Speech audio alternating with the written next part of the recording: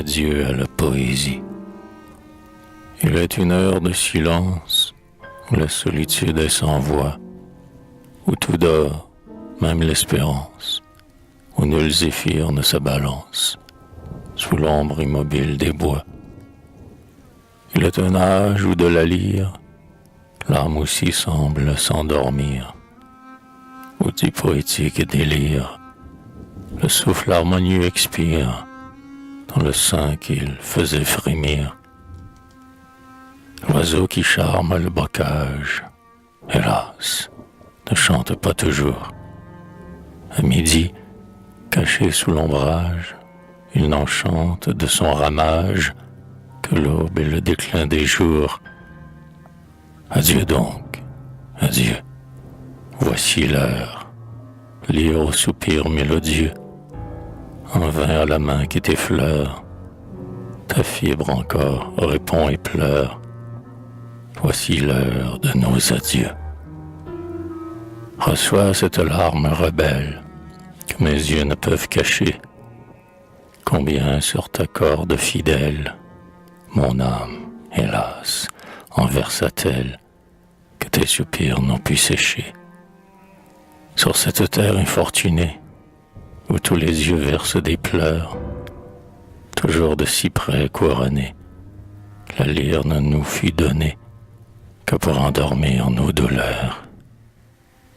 Tout ce qui chante ne répète que des regrets ou des désirs. Du bonheur la corde est muette, de Philomèle et du poète, les plus doux chants sont des soupirs. Dans l'ombre, auprès d'un mausolée, au lyre, tu suivis mes pas, et des doux festins exilés, jamais ta voix ne s'est mêlée au chant des heureux des si bas. Pendu au saule de la rive, libre comme l'oiseau des bois, on n'a point vu ma main craintive t'attacher comme une captive aux portes des palais des rois. T'es parti la laine glacée, ne t'inspira pas tour à tour, aussi chaste que la pensée, nul souffle ne t'a caressé, excepté celui de l'amour. En quelques lieux qu'un sort sévère fit plier mon front sous ses lois, grâce à toi, mon âme étrangère a trouvé partout sur la terre un céleste écho de sa voix. Au monde où le jour semble éclore, quand je t'emportais avec moi pour louer celui que j'adore, le premier rayon de l'aurore ne se réveillait qu'après toi.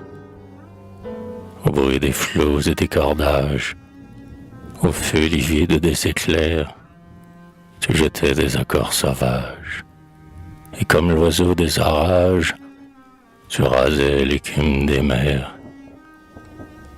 Celle dont le regard m'enchaîne, à tes soupirs mêlait sa voix, et souvent ses tresses d'ébène frissonnaient sous ma molle haleine, comme tes cordes sous mes doigts. Peut-être à moi, lyre chérie, un jour tu pourras revenir, quand, de songes divins suivis, la mort approche et que la vie s'éloigne comme un souvenir. Dans cette seconde jeunesse qu'un doux oubli rend aux humains, souvent l'homme, dans sa tristesse, sur toi se penche et te caresse, et tu résonnes sous ses mains. Ce vent qui sur nos âmes passe, souffle à l'aurore ou souffle tard, il aime à jouer avec grâce dans les cheveux qu'un myrte enlace, ou dans la barbe du vieillard. En vain une neige glacée d'Homère ombrageait le menton, et le rayon de la pensée rendait la lumière éclipsée aux yeux aveugles de Milton. Autour d'eux voltigeait encore l'amour, l'illusion, l'espoir, comme l'insecte amant de flore, dont les ailes semblent éclore aux tardives lueurs du soir. Peut-être ainsi, mais avant l'âge où tu reviens nous visiter, flottant de rivage en rivage, j'aurai péri dans un naufrage, loin des cieux que je vais quitter. Depuis longtemps, ma voix plaintive sera couverte par les flots, mais comme l'algue fugitive, sur quelques sables de la rive, la vague aura roulé mes os. Et toi, lyre mélodieuse, surnageant sur les flots amers, des signes la troupe envieuse suivra ta trace harmonieuse sur l'abîme roulant des mers.